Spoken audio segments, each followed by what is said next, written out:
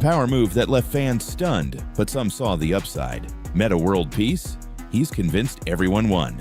You get a dominant big, a shooter, a facilitator. That's a real threat. You can't double team anybody now. I think everybody won because Dallas is getting AD. They're getting a power forward who can do a lot, that can really help play. And you can't come off AD or you double AD. Well, you got two spot-up shooters. Kyrie Irving is not only an on-ball player, he's an off-the-ball shooter. And we know Klay Thompson is an off-the-ball shooter. And AD is also an off-the-ball shooter, so that's a real... But no fan base is buying that. Not when their franchise player was sent packing. Shocking trade, a legendary player on the move, and a front office decision that left fans in disbelief. The NBA world is still processing what just happened. But what do the legends think? The ones who lived through trades that changed history. Some say it's a mistake that will haunt this franchise forever. Others believe it's a strategic masterpiece. One thing's for sure, nobody saw it coming, especially when his replacement barely made it through his debut without an injury. Jalen Rose had to laugh. Rob Pelinka's getting a statue for this one. You don't just let a 5-time All-NBA player go unless you don't want to pay him. And that's what this was. Rob Pelinka might get a statue now. Like Jerry West got a statue as a player and as an exec. Do they have leadership qualities that they felt that could lead them on? And thirdly, the Supermax. Were you willing to pay it? So if any of those answers were no, that's why this trade happened. And that's the biggest question of all. Why was this trade kept in the shadows? If this player was the next Dirk, if he was the key to championships, then why wasn't he given the respect he deserved? You better have a plan. If you're the Lakers, you got your superstar. But are you done? You still need a big. You still need depth. I just think, well, first of all, I was shocked and then wowing. And my only thing is, okay, are the Lakers done? Which I don't think they're done. Because you have this dynamic duo. I just think you need a big now. Got to go out and get a big to make the game easier for him. And I just feel like Luka's at his best when because he's a threat at all aspects. You put him in pick and roll, he's a lob threat. He's going to find guys, and obviously, he can get buckets on his own. He doesn't even need a screen. And while some are worried about how this new duo fits, others think it's exactly what LeBron needs at this stage in his career. LeBron getting the ball off a live dribble with this guy feeding him? That's insane. This could actually make LeBron better. But lost in all of this is the biggest winner of them all. Not the players, not the fans, not the teams. This ain't just about basketball. This is about the owners making a statement. What they did with this trade, that was a power move. And I'm also paying attention to the league, the owners. The owners seem like they are actually reestablishing some dominance. You hear what I'm saying to you? Like with the trade with Luka, that vibrated that everybody is expendable. But lost in all of this is the biggest winner of them all. Not the players, not the fans, not the teams. Steven Jackson made it clear. I'm happy for my guys. Kyrie, J. Kidd, Nico. This is their moment. This is their chance. And that's bigger than just one trade.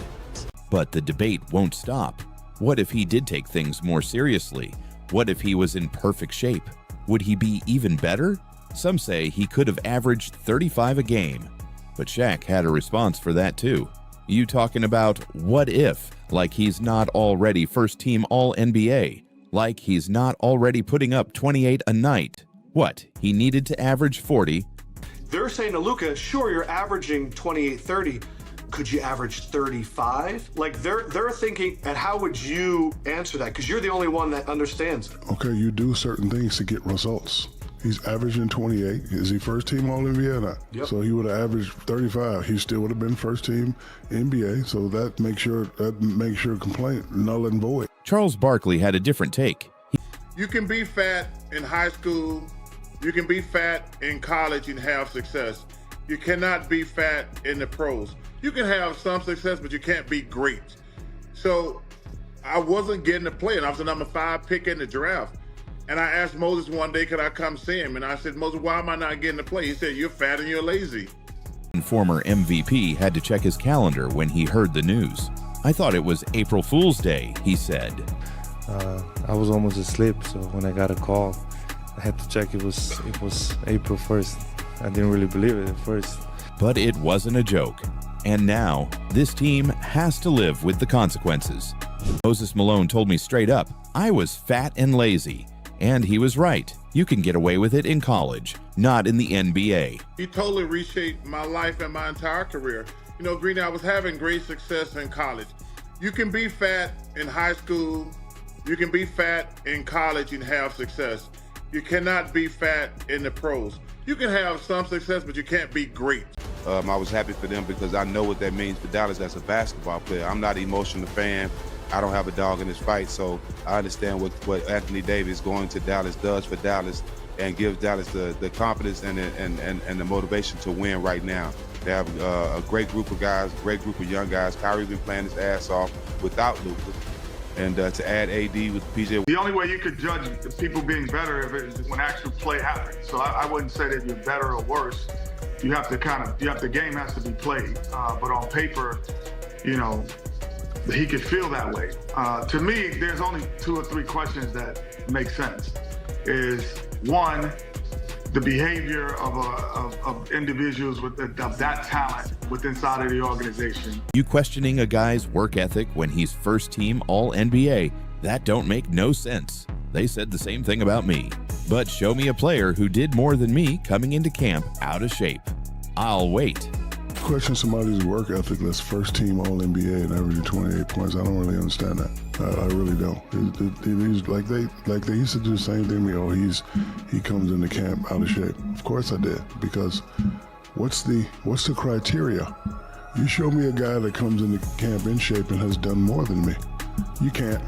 I'll wait. Reggie Miller saw right through it too. YouTube channel called it months ago. The Lakers are always big game hunting for stars. And according to some prominent NBA insiders, Luka is next up. This is a seismic shift in the league. Do the Mavericks follow up a finals berth in 2024 with a disaster season in 2025? But even they didn't predict how it would unfold. A shocking trade, a legendary player on the move, and a front office decision that left fans in disbelief. The NBA world is still processing what just happened. Hey, his numbers are on steroids. I can't believe they gave up a 25-year-old player, and ultimately because you didn't want to pay him. The front office insists they made the right call. They say the team will be better. Kenny Smith wasn't convinced. The only way you know is when the games are played. But this move, it's not about talent. It's about leadership. It's about money. And if you're not willing to pay, then this is what happens. But are they really contenders? And the biggest question of all, how much did LeBron really know? Some believe he had no idea. Others aren't so sure. We've been around too long to believe he didn't see this coming. So what do you think? Did LeBron orchestrate this? Are the Lakers now the favorites? Or is there still another move coming?